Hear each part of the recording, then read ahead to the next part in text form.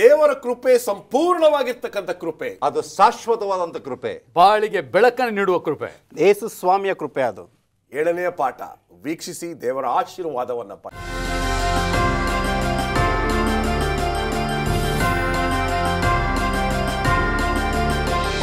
ನಮಸ್ಕಾರ ಪ್ರಿಯ ವೀಕ್ಷಕರೇ, ಯೇಸು ಕ್ರಿಸ್ತನ ಮಧುರ ನಾಮದಲ್ಲಿ ನಿಮ್ಮೆಲ್ಲರಿಗೂ ಸುಸ್ವಾಗತವನ್ನು ಕೋರಲು ಬಯಸ್ತೇನೆ. 7ನೇ ವಾರದಲ್ಲಿದ್ದೇವೆ, 7ನೇ ಪಾಠದಲ್ಲಿದ್ದೇವೆ. ಬನ್ನಿ ನಮ್ಮ ಅತಿಥಿಗಳನ್ನು ಸ್ವಾಗತ ಮಾಡಿ ನಮ್ಮ ಈ ದಿನದ ಕಾರ್ಯಕ್ರಮವನ್ನು ಶುರು ಮಾಡೋಣ. ಬೋಧಕರಾಗಿರ್ತಕ್ಕಂಥ ಪ್ರಸನ್ನಕುಮಾರ್, ಬೋಧಕರಾಗಿರ್ತಕ್ಕಂಥ ರಾಜದಾಸ್ ಮತ್ತು ಬೋಧಕರಾಗಿರ್ತಕ್ಕಂಥ ಮುತ್ತು ಮ್ಯಾಥ್ಯೂ ಅವರು ಇರ್ತಕ್ಕಂಥ ತುಂಬ ಸಂತೋಷ. ನಮಸ್ಕಾರ, ತುಂಬ ಸಂತೋಷ ನೀವು ನಮ್ಮ ಕಾರ್ಯಕ್ರಮಕ್ಕೆ ಬಂದಿದ್ದು. ಕೀರ್ತನೆ 57ನೇ ಅಧ್ಯಾಯ 9 ಮತ್ತು 10ನೇ ವಚನವನ್ನು ಸ್ಮರಣವಾಕ್ಯವಾಗಿ ನಾವು ಓದಿ ಆ ನಂತರ ನಮ್ಮ ಚರ್ಚೆಗೆ ಹೋಗೋಣ. ದೇವರ ವಾಕ್ಯ ಈ ರೀತಿ ಹೇಳುತ್ತೆ, ಕರ್ತನೆ, ಜನಾಂಗಗಳಲ್ಲಿ ನಿನ್ನನ್ನು ಸ್ತುತಿಸುವೆನು, ಸರ್ವ ದೇಶದವರೊಳಗೆ ನಿನ್ನನ್ನು ಕೊಂಡಾಡುವೆನು. ಯಾಕೆಂದರೆ ನಿನ್ನ ಕೃಪೆಯು ಆಕಾಶವನ್ನು, ನಿನ್ನ ಸತ್ಯತೆಯು ಮುಗಿಲನ್ನು ನಿಲುಕುವಷ್ಟು ದೊಡ್ಡದಾಗಿದೆ. ಎಲ್ಲೋ ಒಂದು ಕಡೆ ನಾವೆಲ್ಲರೂ ಈ ಒಂದು ಸತ್ಯಕ್ಕೆ ಆ ಸತ್ಯವನ್ನು ಅರ್ಥಕೊಂಡಿರ್ತಕ್ಕಂಥವ್ರು ಆ ನೆರಳಿನಲ್ಲಿ ಬಾಳ್ತೀವಿ. ಏನಂದರೆ ದೇವರು ಕೃಪಾಮಹಿನು, ಕೃಪೆಯ ಅನ್ನು ಚೆಲ್ಲುವಂಥವನು. ಹೇಳಿ, ದೇವರ ಕೃಪೆ ಕಾಲ ಕಾಲಕ್ಕೂ ಶಾಶ್ವತವಾಗಿದೆ. ಹಾಗಂದ ಮಾತ್ರಕ್ಕೆ ಅಪೊಸ್ತಲನಾದ ಪೌಲನು ಹೇಳುವಾಗೆ ದೇವರ ಕೃಪೆಯು ಹೆಚ್ಚಲಿ ಎಂಬುದಾಗಿ ಪಾಪವನ್ನು ಮಾಡಬಾರ್ದು. ಈ ಕೃಪೆ ಯಾರಿಗೆ ಕೊಡಲ್ಪಟ್ಟಿದೆ, ಯಾಕೆ ಕೊಡಲ್ಪಟ್ಟಿದೆ ಎಂಬುದಾಗಿ ಹೇಳುವಾಗ ಮೊದಲನೇದಾಗಿ ಕೀರ್ತನಗಾರನು ತನ್ನನ್ನು ಹೇಗೆ ಅರ್ಥ ಮಾಡಿಕೊಂಡಿದ್ದಾನೆ ಅಂದರೆ, ನಾನು ಆತ್ಮಿಕವಾಗಿ ಬಡವನಾಗಿದ್ದೇನೆ, ನನ್ನಲ್ಲಿ ದೇವರಿಗೆ ಕೊಡುವುದಕ್ಕೆ ಏನೂ ನನ್ನಲ್ಲಿ ಒಳ್ಳೆತನ ಇಲ್ಲ, ನಾನು ದೀನನಾಗಿದ್ದೇನೆ, ಬಡವನಾಗಿದ್ದೇನೆ. ಆತನು ಪವಿತ್ರವಾದ ಆಸನದಲ್ಲಿದ್ದಾನೆ, ಆತನು ನನ್ನನ್ನು ಪ್ರೀತಿ ಮಾಡುತ್ತಾನೆ ಎಂಬತಕ್ಕಂಥದ್ದೇ ಒಂದು ದೊಡ್ಡ ಕೃಪೆ. ಅದಕ್ಕೋಸ್ಕರ ಕೀರ್ತನೆ 136ನೇ ಅಧ್ಯಾಯದಲ್ಲಿ ಹೇಳ್ತಕ್ಕಂಥದ್ದು, ಯೆಹೋವನಿಗೆ ಕೃತಜ್ಞತಾಸ್ತುತಿ ಮಾಡಿರಿ, ಆತನು ಒಳ್ಳೆಯವನು, ಆತನ ಕೃಪೆಯು ಶಾಶ್ವತವಾದದ್ದು. ದೇವಾದಿ ದೇವನಿಗೆ ಕೃತಜ್ಞತಾಸ್ತುತಿ ಮಾಡಿರಿ, ಆತನ ಕೃಪೆಯು ಶಾಶ್ವತವಾದದ್ದು. ಒಂದೊಂದು ಆತನು ಆಳಿಯಲ್ಲಿ ಹೇಳ್ತಕ್ಕಂಥದ್ದು ದೇವರ ಕೃಪೆ ಶಾಶ್ವತವಾದದ್ದು ಎಂಬುದಾಗಿ. ಯಾಕೆಂದರೆ ಆ ಕೃಪೆಯನ್ನು ಇವತ್ತು ಮನುಷ್ಯರಾದ ನಾವು ಆತುಕೊಂಡಿದ್ದೇವೆ. ಯೆರೆಮೀಯನು ಪ್ರಲಾಪಗಳು 3ನೇ ಅಧ್ಯಾಯ 22 ಮತ್ತು 23ನೇ ವಚನ ಹೇಳುವಾಗೆ, ನಾವು ಉಳಿದಿರುವುದು ಯೆಹೋವನ ಕೃಪೆಯಿಂದ. ಆ ಕೃಪೆಯು ನಿಂತು ಹೋಗದು. ಯಾಕೆಂದರೆ ದೇವರು ನಂಬಿಗಸ್ತನು. ದೇವರು ತನ್ನ ವಾಗ್ದಾನವನ್ನು ನೆರವೇರಿಸಿದ್ದಾನೆ, ತನ್ನ ಕೃಪೆಯನ್ನು ಸುರಿಸುತ್ತಿದ್ದಾನೆ. ಆದರೆ ಮನುಷ್ಯರಾದ ನಾವು ಆ ಕೃಪೆಗೆ ಪಾತ್ರರಲ್ಲ. ಕಾರಣ, ಆ ಕೃಪೆಯನ್ನು ದುರುಪಯೋಗ ಮಾಡಿಕೊಳ್ತಾ ಇದ್ದೇವೆ. ಪ್ರತಿ ಕ್ಷಣವೂ ನಾವು ಪಾಪಕ್ಕೆ ಒಳಗಾಗುತ್ತಿದ್ದೇವೆ. ಆ ಪಾಪದ ನಿಮಿತ್ತವಾಗಿ ನಾವು ಆ ಕೃಪೆಯ ಮೌಲ್ಯವನ್ನು ಕಳ್ಕೊಳ್ತಾ ಇದ್ದೇವೆ. ಕೃಪೆಗೆ ಬೆಲೆ, ಮೌಲ್ಯ ಯಾವಾಗ ಸಿಗ್ತದೆ ಎಂಬುದಾಗಿ ಹೇಳುವಾಗ, ಅದನ್ನು ಗೌರವಿಸುವಾಗ. ನಾವು ಅದಕ್ಕೆ ಅರ್ಹರಲ್ಲ. ನಾನು ಪರಲೋಕಕ್ಕೆ ಹೋಗಬೇಕಾದ್ರೆ ದೇವರ ಕೃಪೆ ಮಾತ್ರ ಸಾಧ್ಯ. ಇವತ್ತು ಪ್ರತಿಯೊಬ್ಬ ಮಾನವನು ಸಹ ರಕ್ತ ಮಾಂಸದಲ್ಲಿ ಹುಟ್ಟಿರ್ತಕ್ಕಂಥ ನಾವು, ನಮ್ಮ ಅನುಭವದಲ್ಲಿ ನಾವು ನೋಡಬೇಕಾದ್ರೆ ದೇವರ ಕೃಪೆ, ಆತನ ಪ್ರೀತಿ ನಮ್ಮನ್ನು ನಡೆಸಿಕೊಂಡು ಬಂದಿದೆ. ಇಲ್ಲಿ ತನಕ ನಡೆಸಿದೆ, ಇನ್ನು ಮುಂದೆಯೂ ಸಹ ಅದೇ ಕೃಪೆ ನಮ್ಮನ್ನು ನಡೆಸಿದೆ ಎಂಬುದನ್ನು ಅರಿತುಕೊಳ್ಳಬೇಕು. ಈ ಕೃಪೆಯ ಕಾಲ ಮುಗಿತದೆ, ಒಂದು ದಿನ ಮುಗಿದೋಗುತ್ತೆ. ಕೃಪೆಯ ಕಾಲ ಅಲ್ಲಿವರೆಗೂ ನೀವು ಬದಲಾವಣೆಯನ್ನು ಹೊಂದ್ರಿ ಅಂತ ಹೇಳ್ತಕ್ಕಂಥವ್ರಿಗೆ ಆ ಒಂದು ವಿಷಯಕ್ಕೆ ಭಯನೇ ಪಡೆದಿರ್ತಕ್ಕಂಥ ಒಂದು ಗುಂಪು ಕೂಡ ಇದೆ. ಏನಂತೀರ ಫಸ್ಟ್ ರಾಜದಾಸ್? ಅದೇ ಅವ್ರಿಗೆ ಪರಿಣಾಮದ ಇದೇ ಇಲ್ಲ, ಅರಿವೇ ಇಲ್ಲ ಅವ್ರಿಗೆ. ಏನಾದರೂ ಏನಂತೆ, ಕಾವೋ ಪಿಯೋ ಮಜಾಕರೋ, ಡ್ರಿಂಕ್ ಡೈನ್ ಆ್ಯಂಡ್ ಡ್ಯಾನ್ಸ್, ಈಗಿದು ಸಾಯ್ತೀವಿ ಅಂತ. ಇದು ಸೈತಾನನ ಹುರುಳು. ದೇವರ ಕೃಪೆಯನ್ನು ತಾತ್ಸಾರ ಮಾಡಿದವ್ರಿಗೆ ಮರಣವಂತೂ ಖಚಿತ ಇರ್ತದೆ. ಅದಕ್ಕೆ ನಾವು ಮರಣ ಆಗಬಾರ್ದಂದ್ರೆ ಅದ್ರ ಕೃಪೆಯನ್ನು ಅಂಗೀಕರಿಸ್ಕೊಂಡು ನಮ್ಮಲ್ಲಿ ಮಾನಸಾಂತ ಜೀವಿತ ಹೊಂದಿದ್ರೆ ದೇವರು ನಮ್ಮನ್ನು ಕರುಣಿಸ್ತಾನೆ. ದೇವರ ಕೃಪೆ ಬೇರೆ ಎಲ್ಲೂ ಹೋಗ್ಬೇಕಾಗಿಲ್ಲ. ನಾವು ಕೀರ್ತನೆ 136 ನಾವು ಧ್ಯಾನ ಮಾಡ್ತಾ ಇದ್ದೇವೆ. ಆ ಕೀರ್ತನೆ 136 ಏನನ್ನ ತಿಳಿಸಿಕೊಳ್ತಾ ಎಂಬುದಾಗಿರುವಾಗ, ಇಸ್ರಾಯೇಲ್ ಜನಾಂಗದವರು ಆ ಕೃಪೆಯಲ್ಲಿ ಬಾಳಿದರು, ಅದನ್ನೇ ಆತುಕೊಂಡರು. ದೇವಾದಿ ದೇವನು, ಕರ್ತಾದಿ ಕರ್ತನು ಎಂಬುದಾಗಿ ಇಬ್ರಿಯ ಪದದಲ್ಲಿ ಎಲ್ಲ ದೇವರಿಗೂ ದೊಡ್ಡ ದೇವರು ನಮ್ಮ ದೇವರು. ಅಂತಹ ದೇವರು ಪಾಪಿಗಳಾದ ನಮ್ಮನ್ನು ತನ್ನ ಕೃಪೆಯಿಂದ ರಕ್ಷಿಸಿದ್ದಾನೆ. 136ನೇ ಕೀರ್ತನೆ 4ನೇ ವಚನದಿಂದ ಓದುವಾಗ ಹೇಳ್ತದೆ, ಮಹತ್ ಕಾರ್ಯಗಳನ್ನು ನಡೆಸುವುದಕ್ಕೆ ಆತನೊಬ್ಬನೇ ಶಕ್ತನು, ಆತನ ಕೃಪೆಯು ಶಾಶ್ವತವಾದದ್ದು. ಆತನು ಆಕಾಶವನ್ನು ಜ್ಞಾನದಿಂದ ನಿರ್ಮಿಸಿದ್ದಾನೆ, ಆತನ ಕೃಪೆಯು ಶಾಶ್ವತವಾದದ್ದು. ಒಂದೊಂದನ್ನು ನಾವು ಓದಿಕೊಂಡು ಹೋಗುವಾಗ ದೇವರ ಶಕ್ತಿ ಎಷ್ಟಿದೆ ಎಂಬುದನ್ನು 12ನೇ ವಚನದಲ್ಲಿ ಹೇಳ್ತದೆ, ತನ್ನ ಭುಜಬಲ ಶಿಕ್ಷಾಹಸ್ತ ಇವುಗಳಿಂದ ಅವರನ್ನು ಬಿಡಿಸಿದನು, ಆತನ ಕೃಪೆಯು ಶಾಶ್ವತವಾದದ್ದು. ಈಗ ಇಸ್ರಾಯೇಲ್ ಜನಾಂಗದ ಕಠಿಣವಾದಂಥ ಪರಿಸ್ಥಿತಿಯಲ್ಲಿ ಐಗುಪ್ತ ದೇಶದಿಂದ ಕಾನಾನ್ ದೇಶದವರೆಗೆ ಎಷ್ಟೊಂದು ಅದ್ಭುತ ಕಾರ್ಯಗಳನ್ನು ಅವರು ಅನುಭವಿಸಿದರು. ಇವೆಲ್ಲವೂ ದೇವರ ಕೃಪೆ. ಅವರು ಮನ್ನವನ್ನು ಕೇಳಿದರು, ದೇವರು ಕೊಟ್ಟನು. ಬೆಟ್ಟದಿಂದ ನೀರನ್ನು ಕೇಳಿದ್ರು, ದೇವರು ಕೊಟ್ಟನು. ಮರಣಕರ ವ್ಯಾಧಿಯಿಂದ ದೇವರವ್ರನ್ನ ಕಾಪಾಡಿದ್ನು. ಎಷ್ಟೋ ಪ್ರಸಂಗದಲ್ಲಿ ಅವರನ್ನು ಸ್ವಾಮಿ ಅದ್ಭುತವಾಗಿ ಕಾಪಾಡಿದ್ದಾನೆ. ಇದನ್ನ ಲೇಖಕರು, ಬರಹಗಾರರು ಇದನ್ನು ಬರೆದಿರ್ತಕ್ಕಂಥವ್ರು ಹೇಳ್ತಾರೆ, ದೇವರ ಕೃಪೆ ಶಾಶ್ವತವಾದದ್ದು ಎಂಬುದಾಗಿ 26 ಸಾರಿ ಒಂದೇ ಒಂದು ಅಧ್ಯಾಯದಲ್ಲಿ ಆತನು ಬರೆದಿದ್ದಾನೆ. 26 ಸಾರಿ ಅಲ್ಲ, ಎಷ್ಟು ಸಾರಿ ಹೇಳಿದ್ರೂ ಅದೊಂದೇ ಶಾಶ್ವತ. ಈ ಲೇಖಕರು ತುಂಬ ಚೆನ್ನಾಗಿ ಈ ಭಾನುವಾರದ ಪಾಠವನ್ನು ಮುಕ್ತಾಯ ಮಾಡಿದರು. ಒಂದು ಪ್ರಶ್ನೆಯ ಒಂದಿಗೆ, ದೇವರು ಶಿಲುಬೆಯ ಮೇಲೆ ತನ್ನನ್ನು ತಾನೇ ತ್ಯಾಗ ಮಾಡಿದಾಗ ಆತನ ಕೃಪೆಯು ಶಾಶ್ವತ ಎಂಬತಕ್ಕಂಥ ಅಂಶವನ್ನು ನಾವು ಅರ್ಥ ಮಾಡಿಕೊಳ್ಳಲು ಆ ಒಂದು ಕ್ರಿಯೆ ನಡೆದಿದೆ ಎಂಬತಕ್ಕಂಥ ರೀತಿಯಲ್ಲಿ ಬರೆದಿದ್ದಾರೆ. ಖಂಡಿತವಾಗಿಯೂ ದೇವರು ನಮ್ಮನ್ನು ಪ್ರೀತಿ ಮಾಡದೇ ಇದ್ದರೆ, ಅವನ ಕೃಪೆಯನ್ನು ತೋರಿಸದೇ ಇದ್ದರೆ ಆ ಶಿಲುಬೆ ಮೇಲೆ ಆತನು ಸಾಯ್ತಾ ಇರಲಿಲ್ಲ. ಸ್ವಾಮಿ ಎಷ್ಟೋ ವಾಕ್ಯದ ನಮಗೆ ತಿಳಿಸ್ತಕ್ಕಂಥದ್ದು, ನೀವು ನನ್ನನ್ನು ಪ್ರೀತಿಸುವುದಾದರೆ ನನ್ನ ಆಜ್ಞೆಗಳನ್ನು ಕೈಕೊಂಡು ನಡೆಯಿರಿ. ಪ್ರವಾದಿಯಾದ ಯೆಶಾಯನು ಹೇಳ್ತಾನೆ, ಯೆಶಾಯನು ಬರೆದ ಪ್ರವಾದ ಗ್ರಂಥ 54ನೇ 10ನೇ ವಚನದಲ್ಲಿ, ಬೆಟ್ಟಗಳು ಕದಲಬಹುದು, ಗುಡ್ಡಗಳು ಸ್ಥಳದಿಂದ ಸ್ಥಳಕ್ಕೆ ಹೋಗಬಹುದು, ಆದರೆ ನನ್ನ ಕೃಪೆ ಯಾವತ್ತೂ ಸಹ ಅಲುಗಾಡುವುದಿಲ್ಲ, ಶಾಶ್ವತವಾಗಿರ್ತದೆ ಎಂಬುದಾಗಿ. ಆ ಕೃಪೆ ಇವತ್ತು ಇದೆ, ಇನ್ನು ಮುಂದೆಯೂ ಸಹ ಇರ್ತದೆ. ಅದನ್ನು ಸದುಪಯೋಗ ಮಾಡಿಕೊಂಡು ದೇವರ ಕೃಪೆಗೆ ಅರ್ಹರಾಗುವಂತೆ ದೇವರು ನಮಗೆ ಸಹಾಯ ಮಾಡಲಿ ಎಂಬುದಾಗಿ ನನ್ನ ವಿಜ್ಞಾಪನೆಯಾಗಿದೆ. ಒಂದು ಸಣ್ಣ ವಿರಾಮವನ್ನು ತೆಗೆದುಕೊಳ್ಳೋಣ. ವಿರಾಮದ ನಂತರ ನಮ್ಮ ಚರ್ಚೆ ಮುಂದುವರುತ್ತೆ. ದಯವಿಟ್ಟು ವೆಲ್ಕಮ್ ಬ್ಯಾಕ್. 7ನೇ ಪಾಠದಲ್ಲಿದ್ದೇವೆ. ಸೋಮವಾರದ ಒಂದು ಭಾಗಕ್ಕೆ ಬಂದಿದ್ದೇವೆ. ಶುದ್ಧ ಹೃದಯವನ್ನ ನಿರ್ಮಾಣ ಮಾಡು ನನ್ನಲ್ಲಿ ಹೇಳಿ. ಇದು ಭಾಳ ಪ್ರಸಿದ್ಧವಾದಂಥ ಒಂದು ಪ್ರಾರ್ಥನೆ. ದಾವೀದನ ಜೀವಿತದಲ್ಲಿ ಆತನು ಮಾಡಬಾರ್ದದ್ದನ್ನು ಮಾಡಿದಾಗ, ಆತನು ದೇವರಿಂದ ನಾನು ಬೇರ್ಪಟ್ಟೆ ಎಂಬ ಹರಿವು ಆದಾಗ ಆತನು ಮಾಡುವಂಥ ವಿಜ್ಞಾಪನೆ. ಕೀರ್ತನೆ 51ನೇ ಅಧ್ಯಾಯದಲ್ಲಿ ಈ ಸುಂದರವಾದ ಪ್ರಾರ್ಥನೆ ಮಾಡ್ತಾನೆ.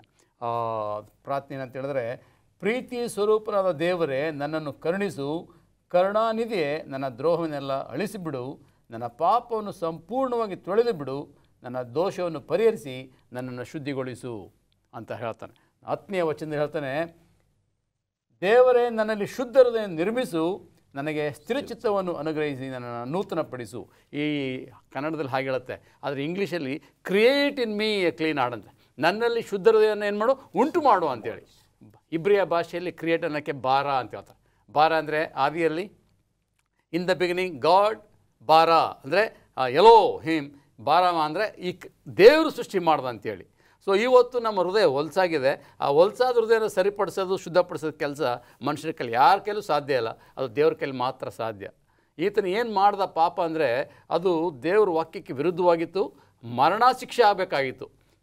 ವಿಮೋಚನಾ ಕಂಡ 21ನೇ ಅಧ್ಯಾಯ 14ನೇ ವಚನದಲ್ಲಿ ಯಾರಾದರೂ ಪರಪುರುಷನ ಸ್ತ್ರೀಯನ್ನು ಸಂಗಮ ಮಾಡಿದ್ರೆ ಮರಣ ಶಿಕ್ಷೆ ಆಗಬೇಕಂತಿದೆ. ಇಲ್ಲಿ ಯಾಜಕ ಕಂಡ 20ನೇ ಅಧ್ಯಾಯ 10ನೇ ವಚನದಲ್ಲಿ ನೀವು ಯಾರನ್ನಾದರೂ ಕೊಲೆ ಮಾಡಿದ್ರೆ ಅವನಿಗೂ ಏನಾಗಬೇಕು, ಕೊಲೆ ಆಗಬೇಕು ಅಂತ ಇದೆ. ಹಾಗಿದ್ಮೇಲೆ ದಾವೀದ ಏನು ಮಾಡ್ದ, ಪರ ಸ್ತ್ರೀಯನ್ನು ವ್ಯಾಮೋಹ ಮಾಡ್ದ, ಅದರಿಂದ ಅವನಿಗೆ ಮರಣ ಶಿಕ್ಷೆ ಆಗಬೇಕಾಯಿತು. ಮತ್ತು ಅವನೇನು ಮಾಡ್ದ, ಆತನ ಆಕೆ ಪತಿಯನ್ನು ಸಹ ಏನು ಮಾಡ್ದ, ಹತ್ಯೆ ಮಾಡಿಸ್ದ, ಉದ್ದೇಶಪೂರ್ವಕವಾಗಿ ಕೆಟ್ಟ ಆಲೋಚನೆ ಮಾಡ್ದ, ಇವನಿಗೂ ಸಹ ಕೊಲೆ ಆಗಬೇಕಾಗಿತ್ತು. 2 ಪಾಪದಿಂದ ಅವನು ಸಾಯಬೇಕಂತ ಖಚಿತ ಆಗಿತ್ತು. ಯಾವಾಗ ಈ ಹರಿವನ್ನು ನಾದ ಅಂತಂದು ಹೇಳ್ತಾನೆ ಸಾಮ್ಯ ರೂಪದಲ್ಲಿ, ಇವನಿಗೆ ಅರ್ಥ ಆಯ್ತು, ಎಂಥ ಘೋರವಾದ ಪಾಪ ಮಾಡಿದ್ದೀನಪ್ಪ, ಅವನಿಗೆ ಅವಮಾನ ಆಯಿತು, ನಾನು ಒಬ್ಬ ನಾಯಕನಾಗಿ ನಾನು ದೇವ್ರಿಗೆ ಎಂಥ ದ್ರೋಹ ಮಾಡಿದೆ. ಆ ಹರಿವು ಆದಾಗ ಅವನು ಭಾಳ ಹೃದಯ ವೇದನೆಯಿಂದ ಪಶ್ಚಾತ್ತಾಪಪಟ್ಟು, ಇದು ನಾಟಕ ಅಲ್ಲ, ಪರಿಣಾಮ ಹಿಂಗಾಗತ್ತೆ, ನಾನು ಸತ್ತೋಗ್ತೀನಿ ಅಂತ ಭಯದಿಂದ ಅವ್ನು ಮಾಡಲಿಲ್ಲ. ನಾನು ದೇವ್ರಿಗೆ ದ್ರೋಹ ಮಾಡೋದ್ನಲ್ಲ, ದೇವ್ರು ನನ್ನ ಇಷ್ಟು ಉನ್ನತ ಸ್ಥಿತಿ ತಂದಮೇಲೆ ನಾನು ನೀಚವಾದ ಕಾರ್ಯ ಮಾಡೋದ್ನಲ್ಲ ಅಂಥೇಳಿ ನಿಜವಾಗ್ಲೂ ಅವನು ಕಣ್ಣೀರಿಟ್ಟು ಪಶ್ಚಾತ್ತಾಪಪಟ್ಟು ವಿಜ್ಞಾಪನೆ ಮಾಡ್ದ. ಅದಕ್ಕೆ ದೇವರು ಅವನಿಗೆ ಭರವಸೆ ಕೊಡ್ತಾನೆ, ಫರ್ಗಿವ್ನೆಸ್, ಕ್ಷಮಾಪಣೆ. ನಮ್ಮ ದೇವರು ಎಂಥ ಕರುಣಾಮಯನದೆ, ಕೃಪಾಪೂರ್ಣ ನಾವು ದೇವರು ಅಂತ ಹೇಳ್ತೀವಲ್ಲ, ಆ ಕೃಪೆಯನ್ನು ದಾವೀದನ ಜೀವಿತದಲ್ಲಿ ಕಾಣ್ತೇವೆ. ಆತನು ಇಂತಹ ನೀಚವಾದ ಕಾರ್ಯ ಮಾಡಿದ್ರು ಸಹ ಸ್ವಾಮಿ ಕ್ಷಮಿಸಿ ಆತನ ಹೇಳ್ತಾನೆ, ದಾವೀದನ ನನ್ನ ಹೃದಯಕ್ಕೆ ಸಮೀಪಸ್ಥನೀಸ, man of my own heart ಅಂತ. ಅದನ್ನು ನೆನೆಸ್ಕೊಂಡಾಗಲೆಲ್ಲ ಸ್ವಾಮಿ ಇಂಥವ್ರನ್ನ ಪ್ರೀತಿ ನಮ್ಮನ್ನು ಮಾಡ್ತಾನಲ್ಲ ಅಂತ ಒಂದು ಭರವಸೆ ಬರುತ್ತೆ. ಈಗ ಎಲ್ಲೋ ಒಂದು ಕಡೆ ಒಂದು ಆರ್ಟಿಕಲ್ ಓದಿದೆ, ಜ್ಞಾಪಕ ಇದೆ. When a child brings one pencil from the school, primary school, ಅದನ್ನು okay don't do it again ಅಂತ ಹೇಳೋದಕ್ಕಿಂತ ಆ ಮಗು ಆ ಪೆನ್ಸಿಲನ್ನು ತಿರ್ಗಾ ತೆಗೆದುಕೊಂಡು ಹೋಗಿ ಶಾಲೆಯಲ್ಲಿ ಇನ್ನೊಬ್ಬರ ಹತ್ರ I by mistake took it and went I am sorry ಅಂತ ಕೊಡಬೇಕು. ಆ ರೀತಿಯಾಗಿ ನಾವು ಹೇಳ್ಕೊಡ್ಬೇಕು. ಎಲ್ಲೋ ಒಂದು ಕಡೆ ದೇವರ ಕೃಪೆ ದಾವೀದನ ಮೇಲೆ ಎಷ್ಟಿತ್ತು ಅಂತ ಹೇಳಿದ್ರೆ, ಆ ಸ್ತ್ರೀ ಮೂಲಕನೇ ಆತನ ಸಂತಾನವನ್ನು ಇನ್ನೂ ವಿಸ್ತಾರ ಮಾಡ್ತಾನೆ, ಆಶೀರ್ವಾದ ಮಾಡಿ ಆಕೆ ಮಗನೇ ರಾಜನಾಗ್ತದೆ, ಎರಡನೇ ರಾಜ ಸಾಲೋಮೋನ. ಆತನು ಇಡೀ ಲೋಕದಲ್ಲಿ ಯಾರು ಇಲ್ಲದಂಥ ಜ್ಞಾನವನ್ನು ಸ್ವಾಮಿ ಆತನ ಕೊಡ್ತಾನೆ. ಎಂಥ ದೇವರು! ಈ ಸತ್ಯವೇದ ನೋಡಿದ್ರೆ ಒಂದು ಆಶ್ಚರ್ಯ ಆಗುತ್ತೆ. ಈ ಅಬಿಗೈಲ್, ಆಕೆ ಬೇರೆಯವ್ರ ಹೆಂಡತಿ, ಅವಳ ಮುಖಾಂತರ ದೇವರು ಆಶೀರ್ವಾದ ಮಾಡ್ತಾನೆ. ಇಲ್ಲಿ ರಾಹಾಬಳು ಬರ್ತಾಳೆ, ರಾಹಾಬಳು ಅನ್ಯಳು, ಅವಳು ಒಬ್ಬ ವ್ಯಭಿಚಾರಿಣಿ, ಆ ಅನ್ಯ ರಾಜ್ಯದಿಂದ ಹಿರಿಕೋಪಣದಿಂದ ಬಂದಂಥವಳು, ಆಕೆ ಮುಖಾಂತರ ಯೇಸು ಸ್ವಾಮಿ ಹುಡ್ತಾನೆ. ಮತ್ತೆ ಮುಂದೆ ಬರ್ತೀವಿ, ರೂತಳೊಬ್ಬ ಮೋಹಾಬ್ ಸ್ತ್ರೀ, ಅವಳ ಮುಖಾಂತರ ದೇವ್ರ ಸಂತಾನ ಬರುತ್ತೆ. ದೇವ್ರಿಗೆ ಎಲ್ಲ ಪ್ರಿಯರೇ. ಯಾವಾಗ ಆತನ ಅಂಗೀಕರಿಸ್ಕೊಳ್ತಾರೆ, ದೇವರು ಅವ್ರನ್ನ ಕ್ಷಮಿಸಿ ಅವ್ರ ಪಾಪಗಳನ್ನ ಮನ್ನಿಸಿ ಅವ್ರ ಪಾಪನೇ ಮಾಡಲಿಲ್ಲ ಅಂತೇಳಿ ಹೊಸ ಹೃದಯನ ಕೊಡ್ತಾನೆ, ಸೃಷ್ಟಿ ಮಾಡ್ತಾನೆ, ನೂತನ ಹೃದಯವನ್ನು. ಅದನ್ನು ಪ್ರಾರ್ಥನೆ ಮಾಡ್ದ ದೇವ್ರಿಗೆ ಹೊಸ ಹೃದಯನ ಕೊಡ್ತಾನೆ. ಎಲ್ಲೋ ಒಂದು ಕಡೆ ತೀರ್ಪು ಮಾಡಬಾರ್ದು ನಾವು ಅಂತ ಅನ್ಸುತ್ತೆ ಅಲ್ವೇ? ಹೇಳಿ. ಇಲ್ಲಿ ಒಂದನ್ನು ತಿಳ್ಕೊಳ್ಬೇಕು, ದೇವರು ಆಶೀರ್ವಾದ ಕೊಡ್ಲಿಕ್ಕೂ ಮುಂಚೆ, ಸೊಲೊಮೋನನ ರಾಜನಾಗ್ಲಿಕ್ಕೂ ಮುಂಚೆ ದಾವೀದನ ಶಿಕ್ಷೆ ಕೊಟ್ಟನು. ಅಂದರೆ ಬೆತ್ಷೆಬಳಲ್ಲಿ ಹುಟ್ಟಿದಂಥ ಮೊದಲನೇ ಮಗು ಏನಾಯಿತು? ಸಾಯ್ಬೇಕಾಗಿತ್ತು. ಅದು ಆತನ ಪರಿಣಾಮ. ಅದು ಅಯ್ಯೋ ನಾನು ಮಾಡಿದ ಪಾಪಕ್ಕೆ ದೇವರು ನನಗೆ ಸರಿಯಾಗಿ ಶಿಕ್ಷೆ ಕೊಟ್ಟಿದ್ದಾನೆ. ಶಿಕ್ಷೆಯನ್ನು ಸಹ ದಾವೀದನು ಸಕಾರಾತ್ಮಕವಾಗಿ ಅಂಗೀಕಾರ ಮಾಡಿಕೊಂಡು, ಇದು ಒಬ್ಬ ಕ್ರೈಸ್ತಿಯರ ಗುಣ. ಒಂದು ಉಪವಾಸವನ್ನು ಬಿಟ್ಟು ಬಟ್ಟೆಯನ್ನು ಬದಲಾಯಿಸಿ ಸ್ನಾನ ಮಾಡಿ ರೆಡಿ ಆಗ್ತಾನೆ. ಓಕೆ, ಮುಂದೆ ಹೋಗೋಣ. ತುಂಬ ಸುಂದರವಾಗಿರ್ತಕ್ಕಂಥ ಅಂಶ ಬಗ್ಗೆ ನಾವು ಚರ್ಚೆ ಮಾಡ್ತಿದ್ದೀನಿ. ಒಂದು ವೇಳೆ ದೇವರು ಈ ರೀತಿಯಾಗಿ ನನ್ನ ಪಾಪಗಳನ್ನು ಗುರುತಿಸಿಕೊಂಡ್ರೆ ಯಾವ ರೀತಿ ಇರ್ತದೆ? ದೇವರ ಒಂದು ಅಮೋಘವಾದಂತಹ ಕೃಪೆ, ಪ್ರೀತಿ ಅವೆಲ್ಲವೂ ಕೂಡ ಈ ಒಂದೇ ಒಂದು ವಚನದಲ್ಲಿ ಅಡಕವಾಗಿದೆ ಅಂದರೆ ಖಂಡಿತವಾಗ್ಲೂ ತಪ್ಪಾಗೋದಿಲ್ಲ ಎಂಬುದಾಗಿ ನನ್ನ ಒಂದು ಓದಿ ವೈಯಕ್ತಿಕ ಅಭಿಪ್ರಾಯ. ಕೀರ್ತನೆಗಳು 130ನೇ ಅಧ್ಯಾಯ 3ನೇ ವಾಕ್ಯ, ಕರ್ತನೇ ಯಾಹುವೆ, ನೀನು ಪಾಪಗಳನ್ನು ಎಣಿಸುವುದಾದರೆ ನಿನ್ನ ಮುಂದೆ ಯಾರು ನಿಂತಾರು?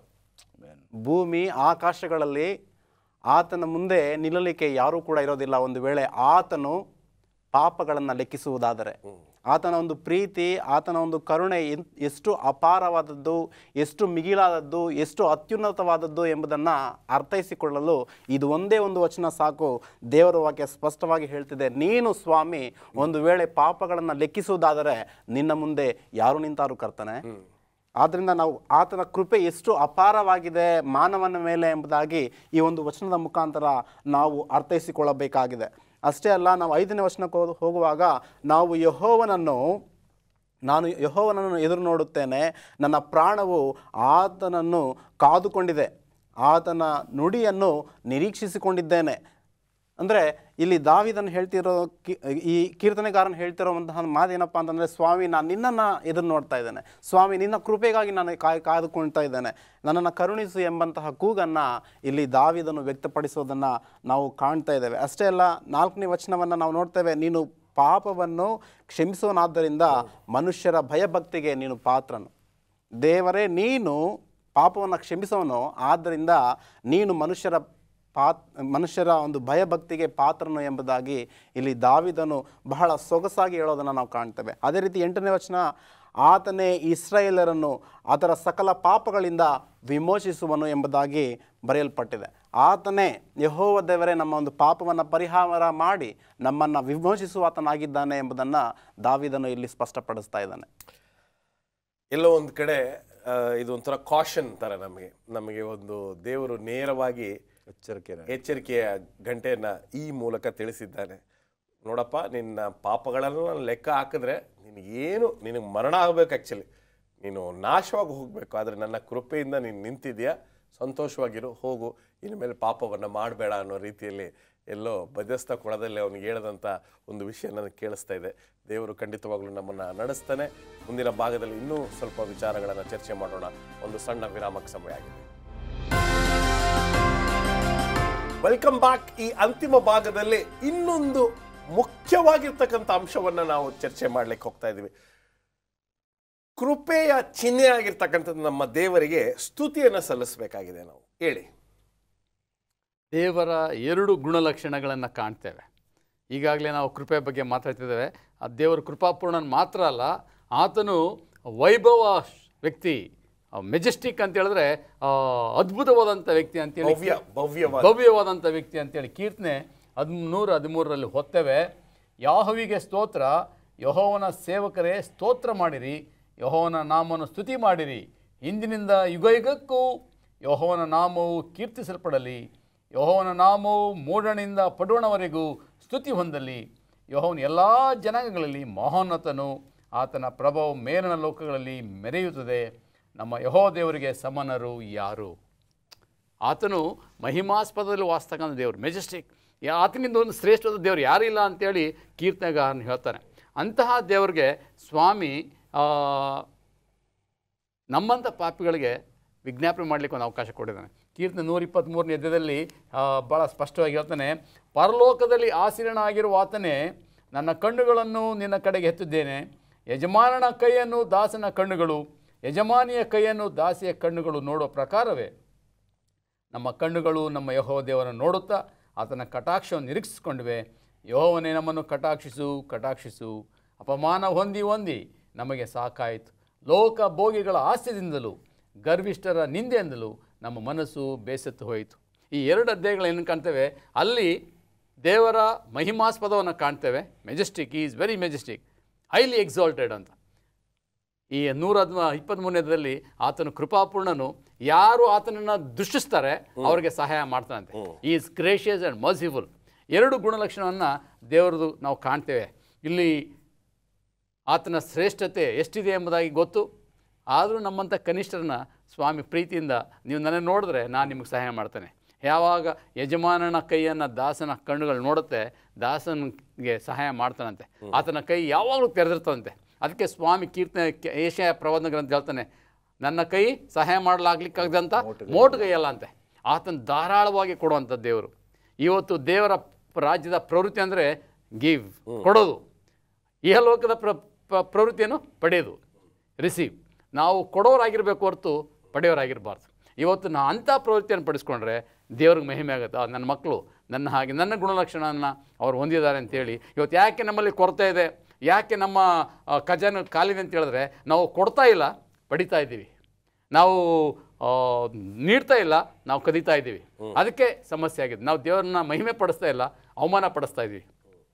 ಇವತ್ತು ಇಡೀ ಲೋಕಕ್ಕೆ ನಾವು ಬೆಳಕಾಗಿರಬೇಕಾದ್ರೆ ಇವತ್ತು ನಮ್ಮ ಜೀವಿತದಲ್ಲಿ ತೋರಿಸ್ಬೇಕಾಗಿದೆ, ನಮ್ಮ ಸೇವೆಯಲ್ಲಿ ತೋರಿಸ್ಬೇಕಾಗಿದೆ. ನಾವು ಆ ಕಾರ್ಯರೂಪದಲ್ಲಿ ನಾವು ನುಡಿದಂತೆ ನಡೀತಾ ಇಲ್ಲ. ನಾವು ನುಡಿದೇ ಒಂದು, ನಡೆಯದೇ ಒಂದಾಗಿದೆ, ವಿತೃಪ್ತವಾಗಿದೆ. ಅದಕ್ಕೆ ನಮ್ಗೆ ಆಶೀರ್ವಾದನ ಕಡಿಮೆ ಆಗಿದೆ ಮತ್ತು ದೇವರ ಪ್ರಸನ್ನತೆಯೂ ಸಹ ನಮ್ಮಲ್ಲಿ ಏನಾಗ್ತಿದೆ, ಕ್ಷೀಣ ಆಗ್ತಾಯಿದೆ. ಅದರಿಂದ ನಾವು ಸ್ವಾಮಿಗೆ ಮಹಿಮೆ ತರಬೇಕಾದ್ರೆ ಆತನಾಗೆ ಕೃಪಾಪೂರ್ಣರಾಗಿರೋಣ. ತಪ್ಪು ಮಾಡ್ತಾರೆ, ಅವ್ರನ್ನ ಕ್ಷಮಿಸೋಣ. ದೇವರು ಹೇಗೆ ಸರ್ವಭೌಮನು, ಆತನು ಭವ್ಯವಾದಂಥ ದೇವರು, ಹಾಗೆ ನಾವು ಸಹ ಭವ್ಯವಾದಂಥ ವ್ಯಕ್ತಿಗಳಾಗಿ ಜೀವಿಸಲಿಕ್ಕೆ ನಾವು ಪ್ರಯತ್ನ ಮಾಡಬೇಕಾಗಿದೆ. ಓಕೆ, ಮುಂದೆ ಹೋಗೋಣ. ಗುರುವಾರದ ಪಾಠಕ್ಕೆ ನಾವು ಬರುವುದಾದರೆ, ಆತನು ಮಾಡಿರ್ತಕ್ಕಂಥ ಎಲ್ಲ ಒಳ್ಳೆ ಕಾರ್ಯಗಳನ್ನು ಮರೆಯಬೇಡ. ಕೀರ್ತನೆಗಾರನು ಈ ಒಂದು ಅಧ್ಯಾಯವನ್ನು ಬರೆಯುವಾಗ ಆತನು ಮುಪ್ಪಿನ ವಯಸ್ಸಿನವನಾಗಿರ್ತಾನೆ. ಈ ಮುಪ್ಪಿನ ವಯಸ್ಸಿನಲ್ಲಿ ದಾವೀದನು ತನಗೆ ತಾನೇ ನುಡಿದುಕೊಳ್ಳುತ್ತಿರುವಂತಹ ಒಂದು ಕೀರ್ತನೆ ಇದು. ನಾವು ಗಮನಿಸುವಾಗ, ನನ್ನ ಮನವೇ ಯೆಹೋವನನ್ನು ಕೊಂಡಾಡು, ನನ್ನ ಸರ್ವೇಂದ್ರಿಯಗಳೇ ಆತನ ಪವಿತ್ರ ನಾಮವನ್ನು ಕೀರ್ತಿಸಿರಿ. ನನ್ನ ಮನವೇ ಯೆಹೋವನನ್ನು ಕೊಂಡಾಡು, ಆತನು ಮಾಡಿದಂತಹ ಉಪಕಾರಗಳಲ್ಲಿ ಯಾವುದನ್ನೂ ಕೂಡ ಮರೆಯಬೇಡ. ನೀವು ಮುಂದೆ ಹೋಗೋಕ್ಕಿಂತ ಮುಂಚಿತವಾಗಿ ಈ ವಚನವನ್ನು ನಾವು ನೋಡಬೇಕಾದ್ರೆ, ಆ್ಯಸ್ ಪಾಸ್ಟರ್ಸ್, ಬೋಧಕರಾಗಿ ಪ್ರಾಬಬ್ಲಿ ನಮಗೆ ಕೂಡ ಇದು ನಮಗೆ ಫಸ್ಟ್ ಎಂಬತಕ್ಕಂಥ ಅಂಶವನ್ನು ನಾವು ಅರ್ಥ ಮಾಡಿಕೊಂಡ್ರೆ ಪ್ರಾಬಬ್ಲಿ ಅವರ ministry will go to leaps and bounds ಅಲ್ವೇ. ನಾವು ಇದು ಕೀರ್ತನೆಗಾರನ ಅಂತ ಏನು ಪದ ಉಪಯೋಗಿಸ್ತೀವಿ, ವರಕವಿ ದಾವಿದನು ಇದನ್ನ ಇದು ನನಗೆ ಅನ್ವಯಿಸುತ್ತೆ, ಇದು ನಾನು ಫಸ್ಟ್ ಫಾಲೋ ಮಾಡಬೇಕು, ನಾನು ಫಸ್ಟ್ ಫಾಲೋ ಮಾಡಿದಾಗ ನಾನು ಉನ್ನತವಾಗಿರ್ತಕ್ಕಂಥ ಸ್ಥಾನಕ್ಕೆ ಹೋಗ್ತೀನಿ ಅಂದ್ರೆ ಎಲ್ಲೋ ಒಂದು ಕಡೆ ನಾವು ಎಷ್ಟೋ ಸಂದರ್ಭಗಳಲ್ಲಿ we don't take this for our self first. ಏನಂತೀರಾ ಫಸ್ಟ್? ಖಂಡಿತವಾಗ್ಲೂ ಅದು ನಮಗೆ ವೈಯಕ್ತಿಕವಾಗಿ ನನಗಾಗಿ ಬರೆಯಲ್ಪಟ್ಟಿದೆ, ನಾನೇ ರಚಿಸಿದಂತಹ ಗೀತೆ ಎಂಬುದಾಗಿ ನಾವು ಅದನ್ನು ಭಾವಿಸುವಾಗ ಖಂಡಿತವಾಗ್ಲೂ ಅದರಲ್ಲಿರುವಂತಹ ಸತ್ಯಾಂಶವನ್ನು ನಾವು ಅರಿಯಬಹುದಾಗಿದೆ. ದಾವಿದನು ಈ ಒಂದು ಕೀರ್ತನೆಯನ್ನು ಬರೆಯುವಾಗ ಬಹಳ ಮುಪ್ಪಿನವನು. ಆತನು ಮಾಡಿದಂತಹ ಉಪಕಾರಗಳಲ್ಲಿ ಯಾವುದನ್ನು ಮರೆಯಬೇಡ ಎಂಬುದಾಗಿ ಯಾಕೆ ಹೇಳ್ತಿದ್ದಾನೆ ಎಂಬುದಾಗಿ ನಾವು ನೋಡುವಾಗ, ಮುಪ್ಪಿನ ವಯಸ್ಸಿನಲ್ಲಿ ಸಾಧಾರಣವಾಗಿ ಮರೆಯುವುದುಂಟು, ಮರು ಬರುತ್ತೆ. ಸೊ ಅದನ್ನು ಯಾವುದೇ ಕಾರಣಕ್ಕೂ ಕೂಡ ನೀನು ಮರಿಬೇಡ, ದೇವರು ನಿನ್ನ ಅದ್ಭುತವಾಗಿ ನಡೆಸಿದ್ದಾನೆ. ಕುರಿಯನ್ನು ಮೇಯಿಸ್ತಿದ್ದಂತಹ ನಿನ್ನನ್ನು ದೇವರು ಅರಸನನ್ನಾಗಿ ಮಾಡಿದ್ದಾನೆ, ಆ ಒಂದು ಉಪಕಾರವನ್ನು ನನ್ನ ಮನವೇ ಮರೆಯಬೇಡ ಎಂಬಂತಹ ಕೀರ್ತನೆಯನ್ನು ಇಲ್ಲಿ ದಾವಿದನು ನುಡಿತಿರೋದನ್ನು ನಾವು ಕಾಣಬಹುದು. ಅಷ್ಟೇ ಅಲ್ಲ, ನಾವು ದಾವಿದನು ಯಾಕೆ ದೇವರನ್ನು ಸ್ತುತಿಸ್ತಾ ಇದ್ದಾನೆ, ಈ ಭಾಗದಲ್ಲಿ ಎಂತಹ ಉಪಕಾರಗಳನ್ನು ಹೊಂದಿಕೊಂಡಿದ್ದಾನೆ ಎಂಬುದರ ಕುರಿತಾಗಿ ಮುಂದಿನ ವಚನಗಳಲ್ಲಿ ತಿಳಿಸ್ತಾನೆ. ಆತನು ನಿನ್ನ ಎಲ್ಲ ಅಪರಾಧಗಳನ್ನು ಕ್ಷಮಿಸುವವನು, ಸಮಸ್ತ ರೋಗಗಳನ್ನು ವಾಸಿ ಮಾಡುವವನು, ನಿನ್ನ ಜೀವವನ್ನು ನಾಶದಿಂದ ತಪ್ಪಿಸುವವನು, ಪ್ರೀತಿ ಕೃಪೆಗಳೆಂಬ ಕಿರೀಟದಿಂದ ನಿನ್ನನ್ನು ಶೃಂಗರಿಸುವವನು ಆಗಿದ್ದಾನೆ. ಅಂದರೆ ದಾವಿದನು ಯೆಹೋವನನ್ನು ಕೊಂಡಾಡಲಿಕ್ಕೆ ಕಾರಣಗಳನ್ನು ಕೂಡ ಕೊಡ್ತಾ ಇದ್ದಾನೆ. ನಿನ್ನ ಪಾಪಗಳನ್ನು ಪರಿಹಾರ ಮಾಡ್ತಾನೆ, ನಿನಗಿರುವಂತಹ ರೋಗ ರುಜಿನಗಳನ್ನು ದೂರ ಮಾಡ್ತಾನೆ, ಯಾವುದೇ ರೀತಿಯಾದಂತಹ ಅಪರಾಧಗಳು ನಿನ್ನ ಬಳಿಗೆ ಬರದ ಹಾಗೆ ದೇವರು ನಿನ್ನ ಕ್ಷಮಿಸ್ತಾನೆ ಎಂಬಂತಹ ನುಡಿಯನ್ನು ಇಲ್ಲಿ ದಾವಿದನು ನುಡಿಯುತ್ತಿರೋದನ್ನು ನಾವು ಕಾಣಬಹುದು. ಆದ್ದರಿಂದ ಕರ್ತನ ಉಪಕಾರಗಳು ಎಷ್ಟೋ ಉನ್ನತವಾಗಿವೆ. ಆತನು ಮಾಡಿದಂತಹ ಉಪಕಾರಗಳಲ್ಲಿ ನಾವು ಯಾವುದನ್ನು ಕೂಡ ಖಂಡಿತವಾಗ್ಲೂ ಮರೆಯಬಾರದು. ಅಂತಹ ಅಮೋಘವಾದಂತಹ ಘನ ಕಾರ್ಯಗಳನ್ನು ನಮ್ಮ ಮಧ್ಯದಲ್ಲಿ ದೇವರು ನಡೆಸಿದ್ದಾನೆ. ದೇವರು ನಡೆಸಿದಂತಹ ಒಂದು ವಿಧಿವಿಧಾನಗಳನ್ನು ಯಾವುದೇ ಕಾರಣಕ್ಕೂ ಕೂಡ ನಾವು ಮರೆಯದೆ ಆತನಲ್ಲಿ ಸದಾ ನಾವು ಆತುಕೊಂಡು ಜೀವಿಸುವವರಾಗಿರಬೇಕು. ಒಂದು ವಿಷಯ ಹೇಳಕ್ಕೆ ಬಯಸ್ತೀನಿ ಪಾಸ್ಟರ್ ಡೆನಿಸ್ ಅವರೇ, ಯೇಸು ಸ್ವಾಮಿನ ಯಾಕೆ ನಾವು ಆರಾಧಿಸ್ಬೇಕಂತ ಹೇಳಿದ್ರೆ, ಆತನು ತೋರಿಸಿದ ಅಪಾರವಾದ ಪ್ರೀತಿ ಕೃಜೆ ಮೇಲೆ, ಪಾಪಿಗಳ ನಮಗಾಗಿ ತನ್ನ ಪ್ರಾಣ ಕೊಡನಲ್ಲ, ಅದಕ್ಕಾಗಿ ಆತನ ಆರಾಧನೆಗೆ ಹರ್ಯನು, ಆತನಿಗೆ ಯೋಗ್ಯನು, ಅರ್ಹನು. ಅದರಿಂದ ನಾವು ಯಾರಾದರೂ ಕೇಳಿದ್ರೆ ಯಾಕೆ ಯೇಸು ಸ್ವಾಮಿ ಆರಾಧಿಸ್ತೀನಿ ಅಂದರೆ, ಈ ಡೈಡ್ ಫಾರ್ ಮೀ ಆ್ಯಂಡ್ ಈ ಶೆಡ್ ಇಸ್ ಬ್ಲಡ್, ಅದಕ್ಕಾಗಿ ನಾನು ಆರಾಧಿಸ್ತೀನಿ ಅಂತ ಹೇಳಲಿಕ್ಕೆ ಕಾರಣ ಇದೆ. ಈ ಪಾಠದ ತಿರುಳು ಒಂದೇ ಒಂದು ಸಾಲಲ್ಲಿ ಎಲೆನ್ ವೈಟ್ ಅವರು ಬರೀತಾರೆ, 1 ಗಂಟೆ ಕಾಲ, ನಾವು 24 ಗಂಟೆ ಕಾಲದಲ್ಲಿ 1 ಗಂಟೆ ಕಾಲ ದೇವರು ಮಾಡಿರ್ತಕ್ಕಂಥ ಈ ತ್ಯಾಗದ ಬಗ್ಗೆ ಸ್ವಲ್ಪ ಧ್ಯಾನ ಮಾಡಿದ್ರೆ, ಕ್ರೂಜೆಯ ಬಗ್ಗೆ ದೇವರು ಮಾಡಿರ್ತಕ್ಕಂಥ ತ್ಯಾಗದ ಬಗ್ಗೆ ನಾವು ಯೋಚನೆ ಮಾಡಿದ್ರೆ ನಮ್ಮ ಜೀವನದ ದರ್ಜೆ ಬದಲಾಗುತ್ತಂತೆ, ನಮ್ಮ ಆಲೋಚನೆ ಬದಲಾಗುತ್ತಂತೆ. ದೇವರು ನಮ್ಮೆಲ್ಲರನ್ನ ಆಶೀರ್ವದಿಸಲಿ. ಬಂದಿರತಕ್ಕಂಥ ಈ ಸಂದೇಶವನ್ನು ನಾವು ಕಾರ್ಯರೂಪಕ್ಕೆ ತೆಗೆದುಕೊಂಡು ಬರೋಣ. ದೇವರು ನಿಮ್ಮವರನ್ನು ಆಶೀರ್ವದಿಸಲಿ.